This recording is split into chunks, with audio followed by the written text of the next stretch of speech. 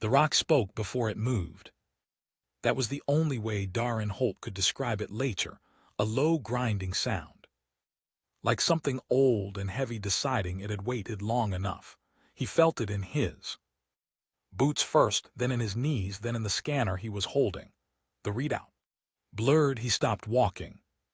He was 3 days into a solo mapping survey of the Voron Canyon system. The planet was quiet mostly. Gray cliffs, orange dust, air that tasted like iron. The Galactic Council had flagged Voron as restricted territory, Dragon Clan, sovereign land. But geological surveys were still permitted in the lower canyon zones, as long as no contact was made. Darren had done this kind of work for 7 years without incident. He was good at not making contact with things. The scanner beeped. He looked down. A heat signature, small and unstable, about 40 meters northwest. Not geological. The reading was dropping slowly but steadily. Something was alive and losing warmth. He stood there for a moment. Protocol was clear. Non-geological anomalies in restricted zones were to be logged, tagged, and left alone. He had a radio on his belt. He could call it in and walk away and be back at base camp before dark. He started walking northwest. The canyon narrowed into a side passage. The walls were dark and wet from some underground seep. His boots found loose stones and he moved carefully, watching the scanner, watching the heat signature grow closer. When he turned the last corner, he stopped. A dragon hatchling lay pinned beneath a collapsed shelf of rock. It was small, maybe the size of a large dog, pale gold scales dull where they pressed against the stone. One wing was bent under its body at a bad angle.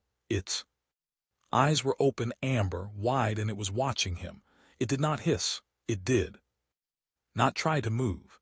It just watched him the way a very small thing watches the world when it has run out of options. Darren clipped his scanner to his belt and got on his radio. Base, this is Holt. I have a non-geological heat signature in Grid 7 North. It is a dragon hatchling, juvenile, pinned under rock fall. Appears injured. Static, then his supervisor's voice, calm and firm. Copy that, Holt. Log it in. Withdraw, do not approach. Copy. He clicked off the radio and did not withdraw.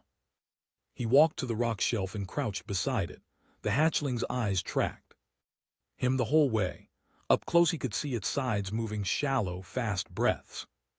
The shelf across its back legs was heavy, not impossible. He got both hands under the nearest edge and felt the weight of it.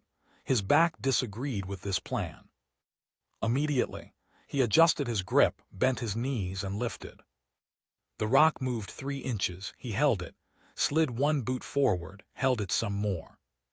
The hatchling made a small sound, not a cry, just a soft exhale, like something that had been held tight suddenly had a little more room. He set the rock down slowly to his right, off its back legs, and crouched again. The second piece was worse, heavier, and sitting at an angle that meant he had to get low to get under it. His hands found no good grip. He tried 4 different positions before he found one that worked, and by then his palms were bleeding from the rough stone edges. He did not notice until he wiped his face and left a red smear on his jaw. It took him 40 minutes. He moved 7 pieces of rock in total. His drone, Niner, hovered nearby and said nothing useful except structural warnings he already knew. When the last piece came free, the hatchling did not run. It lay still and looked at him. Darren sat back on his heels, breathing hard, and looked back. He unclipped the water pack from his belt, a small pressurized unit, standard issue, and set it on the ground in front of the hatchling. The hatchling stared at it, then it extended its neck, very slowly, and drank. Niner made a sound, a different kind of sound. Multiple large life-form signatures, the drone said, airborne, converging. Darren looked up. The canyon rim above him had gone dark, not from clouds, Something was landing up. There, multiple somethings, each one large enough to block the light just by moving. Through it. Then the canyon wall to his left made a sound like a mountain clearing its throat, and began to come down. Darin did not think about it. He was already holding the hatchling. When the wall went, he went with it, but down, not away. He pulled the small creature against his chest and curled his body over it, the way you do when there is no time for anything else, and you are the only thing between something small and something very large and very fast. The rocks hid. Everything went away. The Dragon Kings did not speak when they landed.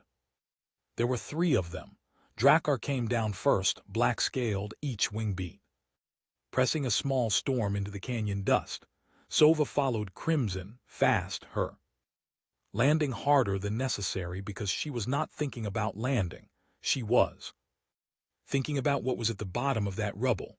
The third, Ron, touched down last and said nothing, gray eyes moving over the scene with the slow attention of someone who was already trying to understand it. They had flown the full distance in under 6 minutes when the alert came through. The canyon monitoring system had flagged a life sign disruption. It had also flagged a second life sign, human, Survey Corps equipment signature, already present. Before the collapse, Sova had not waited for the full report. The rubble was not deep. Drakkar moved the largest pieces in 2 sweeps of his arm. What he uncovered first was a human male, medium build, Survey Corps uniform. Curled over the shape beneath him like a shell over something soft, his back was to the debris. His arms were wrapped around something, blood on his hands dark against the gray stone, ribs moving but barely.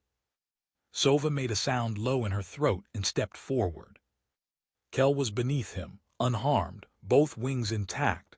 She had her face pressed against the human's chest, and she was asleep, or very close to it, with the comfortable looseness of a creature that does not know it was almost lost. None of the 3 Dragon Kings said anything for a long moment. Ron was the first to speak, quietly, almost to himself. He covered her with his body. Drakkar crouched. He looked at the human's hands, looked at the old blood on the rocks nearby, not from the collapse, from before it, dried and dark from the work of moving stone by hand. He looked at the water pack on the ground 3 meters away, empty. He stood up. "Take him to the hold," he said. Sova looked at him. "He could be a spy," she said, "a scout for something larger." "He could be," Drakkar said. "Carry him carefully, he has broken ribs." The clan healers were not given a choice about who they treated that evening.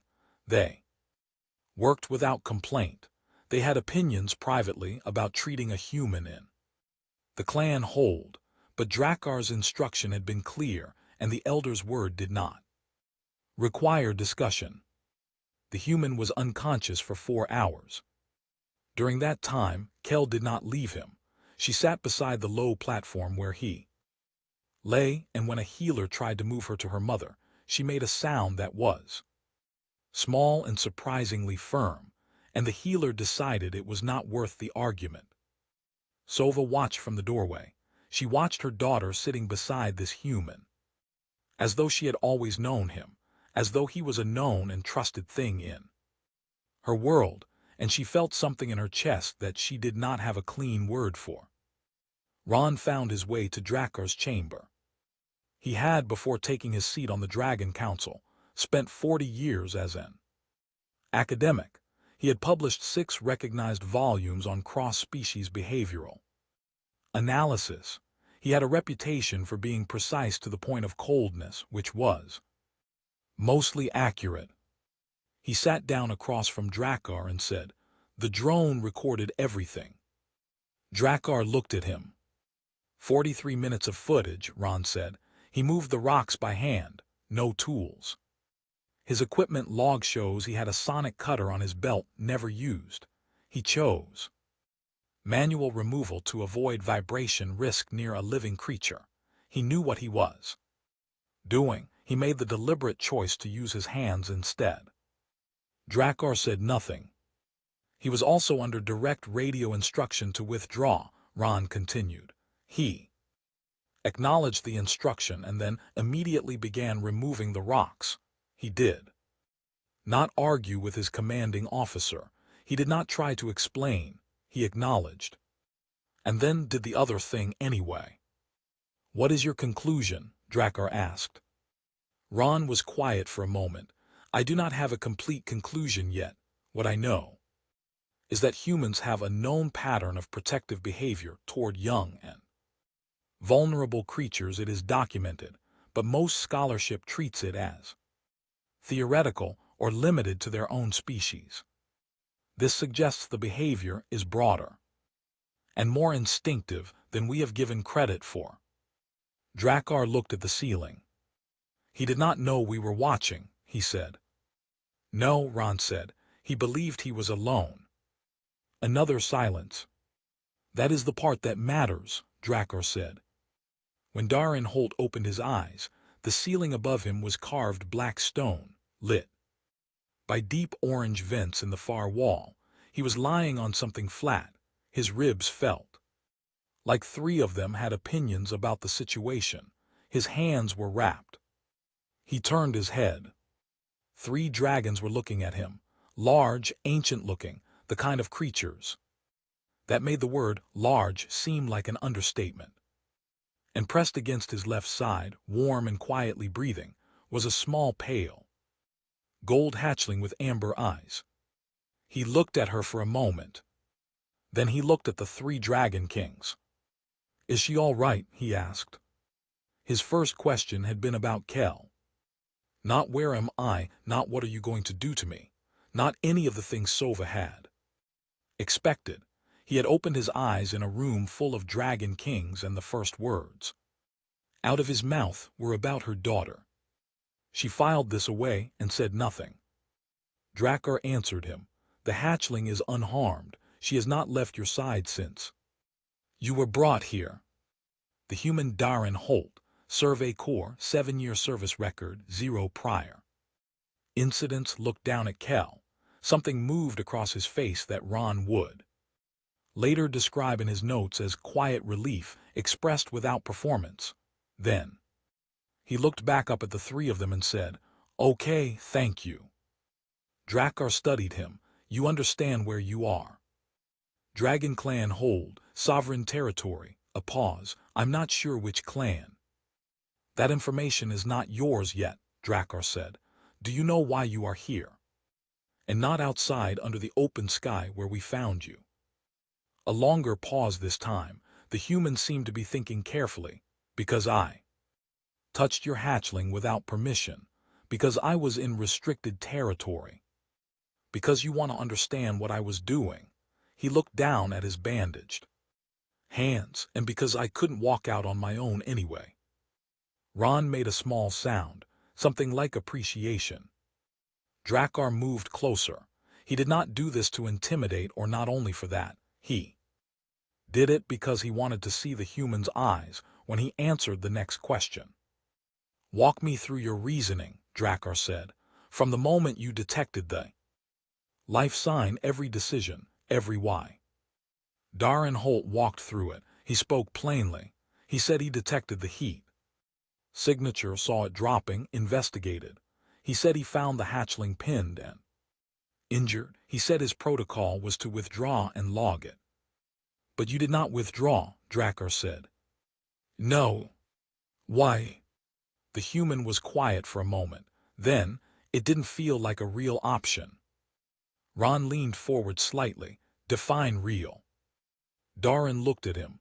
"I mean, yes, it was technically an option. I could have walked away, but the practical weight of it wasn't there. She was hurt and she was trapped, and I was the only one who could do anything about it. Walking away didn't feel like a choice I could actually make and still be okay with myself afterward." Self-perception was the deciding factor, Ron said, mostly to himself, writing Something quickly on a data pad with one claw. Why did you use your hands? Sova asked. She had not spoken until now. Darin looked at her. He seemed to understand the way prey animals sometimes understand exactly which one in a group is the dangerous one. Sonic Cutter would have vibrated the surrounding rock in an unstable shelf system that could have brought more down. Manual removal was slower but safer for the animal underneath. For Kel, Sova said. Yes, for her. Sova held his gaze a moment longer.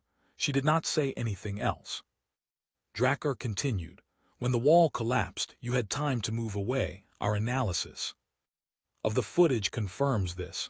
You had approximately 2 seconds. Why did you not run? Darin thought about this one the longest. He rubbed the back of his neck with one bandaged hand, careful of the wrapping. I already had hold of her, he said finally. When the wall started to come down, I was already holding her, and letting go didn't really enter my head. I just went down with her, covered what I could. Silence. It was a deep silence, not uncomfortable but weighted like the air before weather. Ron set down his data pad. You are aware that at full maturity, the creature you shielded will be large enough to destroy a ground transport vehicle with one strike. I figured something like that, yeah. That did not factor into your decision. She was the size of a dog and she was scared, Darin said. No, it didn't factor in. Ron picked his data pad back up. He was writing faster now. Drakkar stepped back. He folded his wings in a deliberate gesture, one that lowered his profile, made him slightly less like a wall and slightly more like a person having a conversation. He had not done this with an outsider in many years. You violated your orders, he said. You trespassed. You made contact with Clan Young without permission. These things carry weight. I know, Darin said. Do you regret any of them? Another long pause. Honest this time, not calculated. I regret the trespass. I regret putting my survey mission at risk. I don't regret the rest of it. He looked at Kel again. She had shifted in her sleep, pressing her nose against his arm. I'd do it again. Drakkar looked at Sova. Sova looked at Ron. Ron was looking at his data pad and looked up and nodded once, the small specific nod of a person who has just confirmed a hypothesis they were not quite sure was real. You will remain here as a guest, Drakkar said. Not a prisoner, the distinction matters under our law. You will have quarters, food, and reasonable freedom of movement within the hold. Your communications with your ship are suspended until the clan has reached a formal determination. Darin accepted this. No argument, no complaint.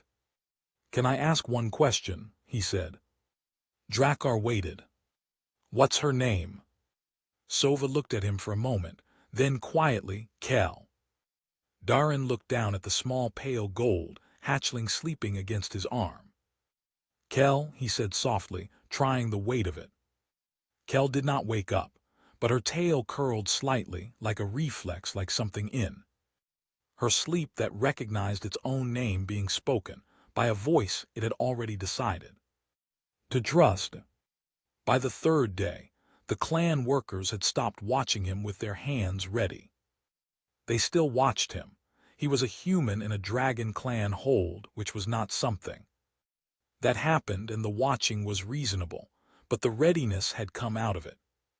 He was just a man who walked slowly because his ribs were still healing, who ate whatever the healers brought him without complaint, and who spent most of his free time sitting somewhere quiet with a pale gold hatchling draped across his legs like she had always lived there. Kel was 3 months out of the egg. She did not understand the concept of a guest or a stranger. She understood warm and still and not a threat, and Darin Holt was all 3 of those things, so she followed him everywhere. She also brought him things. A rock that was, to all observation, a completely ordinary rock. A strip of something dried and leathery that turned out to be old Food storage wrapping, which Darren accepted and set aside politely. A live beetle that escaped immediately across the floor. Darren caught it reflexively, quickly, with one cupped hand, and set it near the wall where it found a crack and vanished. Kel watched the crack for a long time afterward, possibly hoping for a sequel. Ron came to find him on the fourth day. He sat across from Darren in the lower common passage and set his data pad between them like a peace offering. He was, of all the Dragon Kings, the most direct about his curiosity. He did not pretend it was something else. "I want to understand your species more completely," he said.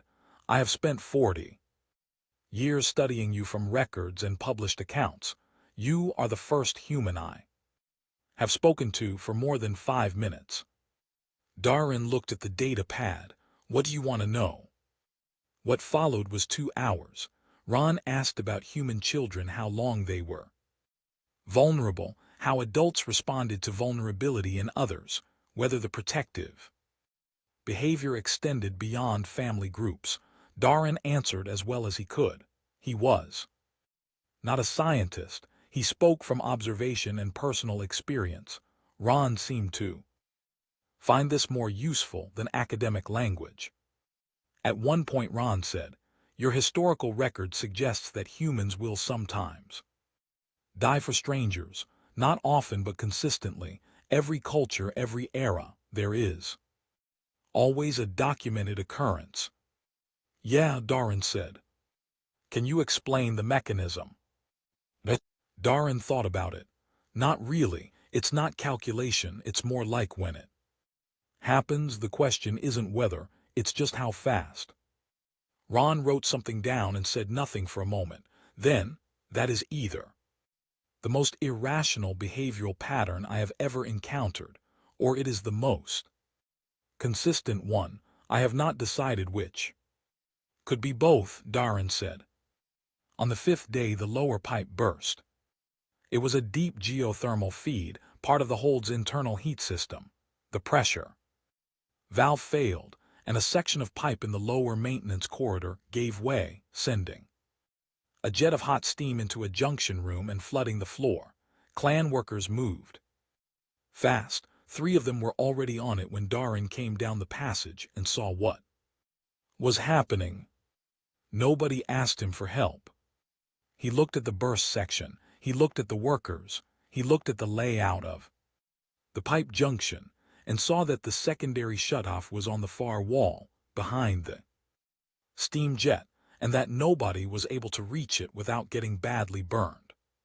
He went back to his quarters, came back 60 seconds later with the thermal wrap from his emergency kit, standard Survey Corps issue, reflective, rated for high heat. He wrapped both arms, pulled it over his head, walked through the edge of the steam jet to the secondary shutoff, and closed it. The steam stopped. He unwrapped his arms. Small burns on his left wrist where the wrap had not covered fully. He looked at them, decided they were not important, and looked at the pipe. One of the clan workers was staring at him. "It needs a new pressure sleeve," Darren said. "Do you have the parts? I can help with the fitting if you walk me through your system." They spent 6 hours fixing the pipe. Darren learned the Dragon Clan holds geothermal junction system by watching and copying. He asked questions in simple language and remembered the answers. By the end, the clan worker beside him was explaining things without being asked, the way people do when they realize the person next to them is genuinely paying attention. Sova heard about it before evening. She came to find Darren where he sat in the outer passage, rewrapping his left wrist. Kel was asleep across his boots, which made standing up complicated. Sova sat down across from him. This was new. In 5 days she had not sat near him voluntarily. "You didn't have to do that," she said. "The pipe was going to cause damage if it stayed open longer," Darren said. "That is not your problem to solve." He finished wrapping his wrist. "I was standing right there." She looked at him for a long moment, then she said, "Do you have children?" The question surprised him. He showed it. No. Do you understand what Kell is to me? He was quiet for a moment. He looked at Kell, sleeping the boneless sleep of a creature with no concerns at all. I think so, he said. Not completely, but enough. Sova said nothing for a while. The geothermal vents in the far wall breathed there. Slow orange light across everything. She has not left you, Sova said finally. Since the canyon, she has not left your side for more than an hour. I've noticed, Darren said. I hope that's okay. Sova looked at her daughter, looked at the human, looked at the way Kell's small body rose and fell against his boots with the comfort of a thing that had chosen where it wanted to be and had no doubts about the choice. She stood, she did not say anything else, but when she left the passage her steps were quieter than when she came in, and she did not look back like someone walking away from a threat. On the 6th day, a young clan member named Vord, adolescent, broad-shouldered, the kind of young that has not yet learned the difference between confidence and noise, found Darren alone in the outer corridor and called him a trespasser and a spy in front of 6 other clan members. Darren did not flinch, did not raise his voice. He looked at Vord and said, "You might be right about the first one. You're wrong about the second." Vord held the stare for a moment, then looked away. Darren kept walking. The 6 watching clan members were quiet for a long time. Drakkar, who had been at the end of that corridor for reasons unrelated to the confrontation, watched the human's back until he turned the corner and was gone. Then he went to write the summons for the 7th day. The formal chamber had not been opened in 11 years. Darren did not know this. He followed the escort through the hold's deep corridors, past the geothermal vents and the carved walls, and the passages that opened into larger spaces than he expected, and when the great door came into view he stopped for just a moment because it was, simply, one of the largest doors he had ever seen. Kell was not allowed in. This was the one separation that had been required of her. She sat outside the door with her tail wrapped around her own feet and watched Darren walk through with the focused expression of a creature engaged in silent protest. Inside, the full senior clan was assembled. Darren did not count them. There were too many, and they lined the walls from floor to high ceiling, dark-scaled in crimson and gray and colors he did not have names. For the chamber was lit by deep firewells set into the floor, and the light came up from below, which made everything look older than it already was. Drakkar stood at the center. Sova and Ron flanked him. Drakkar's voice, when he spoke, carried easily to every wall. This is a rite of accounting. Every action taken against or within the clan must be weighed and answered. The accounting is formal and the record is permanent. He looked at Darren. Do you understand? Yes, Darren said. The charges against you are as follows: trespass on Dragon Clan sovereign territory, violation of Galactic Council non-interference codes, Section 9, regarding contact with native life on restricted worlds, direct contact with Clan Young without the knowledge or permission of the clan. How do you answer these charges? Darren did not hesitate. Guilty, all 3. The chamber was very quiet. Drakkar waited as though expecting more. There was no more. The human had been offered a moment to explain or defend, and he had not taken it. He had simply answered the question that was asked. The counter-account, Drakkar continued, his voice unchanged. 43 minutes of manual labor at personal injury to free a clan hatchling from entrapment. The deliberate choice to risk greater physical harm in order to avoid causing further harm to the hatchling during the removal process, the shielding of that hatchling with his own body during structural collapse at full personal risk with no observable benefit to himself and no knowledge of any observer. 7 days of cooperative conduct within the hold, 2 additional acts of voluntary risk on behalf of clan members, unrequested and uncompensated. He paused. These things are also on the record. Ron stepped forward. He had his data pad, but he did not look at it. He had committed what he wanted to say to memory, the way academics do when they want people to know they mean it. What Darren Holt represents has been systematically misunderstood by the Galactic Council and by most of the wider galactic community for as long as humans have been part of it.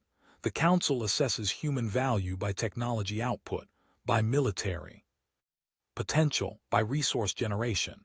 These are measurable things, and so they measure them. A pause. They have never successfully measured this. He gestured toward Darren with one claw. There is a behavioral pattern in humans that does not follow standard survival logic.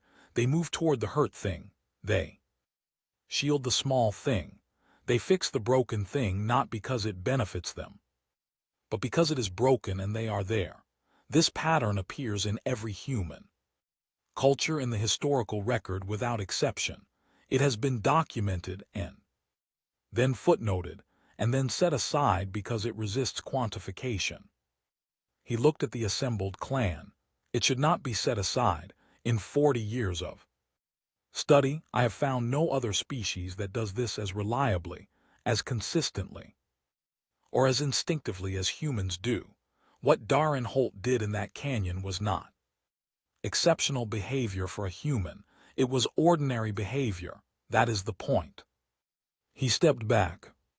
Sova moved forward. She did not look at her data pad. She did not look at the assembled clan. She looked at Darren. He kept my daughter alive, she said. I have nothing else to weigh. She stepped back. The vote was not close. Drakkar let the silence sit for a moment after. Then, the charges are dismissed. By unanimous consent of the senior clan, Darren Holt of the Interstellar Survey Corps is recognized under Dragon Clan law as Warden Bonded. This is a designation of ancient standing, granted to non-dragon individuals who have demonstrated can conduct the protection of clan blood at personal cost, without obligation, and without witness. He looked at Darren directly. You will be known. Any dragon in any clan system, any part of the galaxy where our law holds, will know what you are. You will not be harmed under clan law, and if you are ever in danger, genuine danger, the clans will be informed. Darren stood very still. Something was happening in his face that he was not quite managing to keep controlled. I just didn't want to leave her in the rocks, he said. We know, Drakkar said. That is precisely why it matters. The great door opened. Kel came through it at speed, having apparently reached the limit of her patience, and crossed the chamber floor with the absolute confidence of a creature that does not understand formal proceedings and sees no reason to start. She hit Darren at the knee level and wrapped her neck around him. Nobody stopped her. The assembled senior clan of the Dragon Hold watched the Warden Bonded human put both arms around the hatchling and stand there in the middle of their oldest chamber, with his face pressed against the top of her head and the firewell's breath, their light across all of them. Darren's radio had been returned to him before the proceedings. It crackled now. His ship, his crew, relief so obvious it was almost noise. He answered, said he was fine, said he would explain later. At the edge of Voron's orbit, a Galactic Council diplomatic envoy was just dropping out of jump speed, 3 weeks late, prepared to negotiate the release of a survey Corps employee from hostile xenofauna.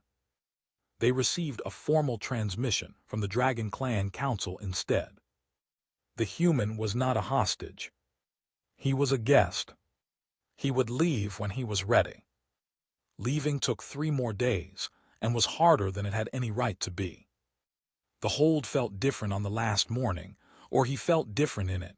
He could Not Telwich. He walked the same corridors he had walked all week, and they looked. The same black stone, orange light, the smell of old rock and heat, but something had shifted in the way they received him. Workers nodded as he passed, not the cautious nod of something watching a possible threat, a different kind, the kind that meant something. Ron found him after breakfast and handed him a data core the size of a thumb. "My complete file," he said. 40 years of research on human behavioral patterns. Published and unpublished. He paused. "I need a foreword from someone with field experience rather than academic distance." Darren turned the data core over in his hand. "You want me to write the foreword to your life's work?" "I want a human to write it," Ron said. "Specifically one who did the things I have spent 40 years arguing were possible." He picked up his data pad. "I will send the formatting requirements. They are not complicated." Darren looked at him for a moment and then laughed. It came out real and full. The first full laugh in over a week, and Ron watched it with the focused attention of someone recording a primary source event. Sova came to the hold entrance alone. She did not make a speech. She reached into the fold beneath her left wing and drew out a single scale, large, deep crimson, with the particular sheen of something naturally shed rather than taken. She held it out to him. "Dragonkind does not give these to outsiders," she said. "Under clan law you are not an outsider." She placed it in his hand. It was warm and heavier than it looked. "If you ever need it to mean something, it will mean something." He closed his hand around it. He did not say thank you because it felt like the wrong word for the size of the gesture, and she seemed to understand this because she nodded once and stepped back. Kel did not understand goodbyes. This was both easier and harder than the alternative. She did not cry. She did not cling. She simply followed him to the entrance and sat down, wrapped her tail around her feet, and looked at him with amber eyes that expected him to come back because she did not yet have a concept of the kind of leaving that doesn't. He crouched in front of her. She bumped her nose against his forehead, hard enough to rock him back a little. He steadied himself and put one hand on the side of her neck against the warm pale gold scales, and stayed there for a moment. Then he stood up and walked away. He did not look back, not because it did not matter, but because it mattered too much. Drakkar was the last. He was waiting at the outer gate, simply standing there. Not positioned for ceremony, not performing, just present. He did not speak when Darren reached him. He looked at him for a long moment. Then he inclined his head, slowly, deliberately, the particular angle that Darren had looked up during his second day in the hold, the formal gesture exchanged between equals under Dragon Clan protocol, not superior to subordinate, equal to equal. Darren inclined his head back, the right angle, the right depth. He had practiced it twice, quietly in his quarters. Drakkar said nothing. He stepped aside. Darren walked out. His crew received him in the shuttle bay with the controlled chaos of people who had been professionally worried for 11 days. There were questions, many questions. He answered some of them and said he would explain the rest in his report. His commanding officer's expression suggested that the report was going to be a significant document. He slept for 14 hours on the ship. When he woke up, his ribs still hurt, and Sova's scale was on the shelf beside his bunk, where he had put it before he slept. And it caught the cabin light and threw small red-orange shapes across the ceiling. The Galactic Council disciplinary hearing took place 3 weeks later. The panel was prepared. They had the charges organized, protocol violations, unauthorized contact, failure to follow direct instruction. The minimum penalty was a formal reprimand and reassignment. The maximum was considerably more than that. Before the panel chair read the determination, a transmission arrived. It was flagged as priority communication from the Dragon Clan Council formal headers.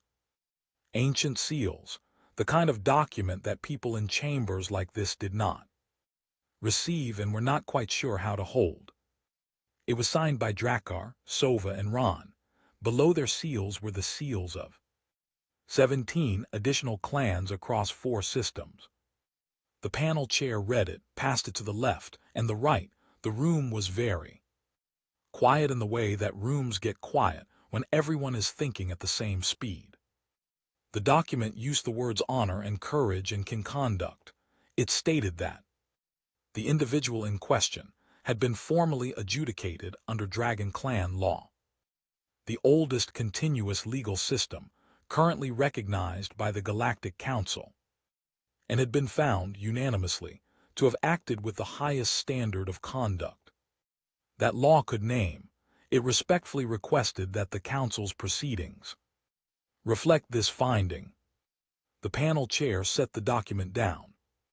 Darren received a formal reprimand, 1 line, the minimum possible, the kind that exists for the record and means almost nothing. 2 weeks after that, he received a new assignment. He read it twice because he thought he had misread it the first time. Interspecies liaison, Dragon Clan territories. First human ever assigned the role. Effective immediately. He sat at the small desk in his quarters on the ship and read the assignment again. Outside the porthole, space moved past in its slow, silent way. His personal comm chimed. Encrypted message, Dragon Clan security headers new. Ones unfamiliar, the kind that had been set up recently by someone who had recently decided a direct channel was necessary. He opened it. It was a voice message.